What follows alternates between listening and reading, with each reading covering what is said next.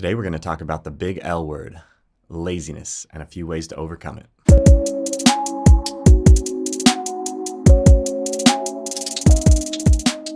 So some examples of laziness I see around the studio are vocalists that come into vocal sessions and they haven't practiced their parts, they don't know their lyrics, they're holding their phone up trying to read the lyrics, and they just can't get any good takes. Guitarists that don't know their guitar parts. They're going back and listening to their demo over and over again because they can't even remember their guitar part because they haven't practiced it.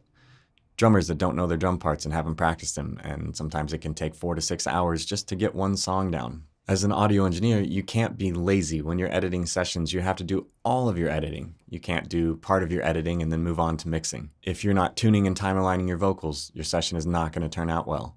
If you're not time aligning your drums, it's not going to sound very good. There's so much tedious stuff that goes into a mix before you start the mixing process, and if you don't do all of that stuff, your mix isn't going to turn out good. Unless you have an assistant that does all this stuff for you, you have to do it. You have to. That's it. And if you're not including that in the price you're charging the client, then you're not pricing right. So here are some great ways to overcome laziness.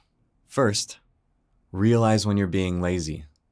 Take a step back, kind of look at things from an outside perspective and say, hey, I'm being lazy. I need to finish these edits, or I need to practice more. Another big thing is to avoid distractions. Put your phone away, put it on Do Not Disturb, put it in another room while you're working on music or editing or practicing your instrument. Don't have it near you. Another way to overcome laziness is to create a plan of action. List out the steps you need to take to finish a project and check them off as you finish them. And make sure these steps you list in your plan of action are manageable. Don't give yourself some impossible step that you can't even achieve. Stay positive.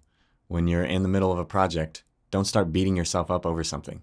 Stay positive so that you can stay focused and finish. Don't expect perfection. If you're expecting perfection, you're setting yourself up for failure from the start. And last but not least, ask for help if you need it.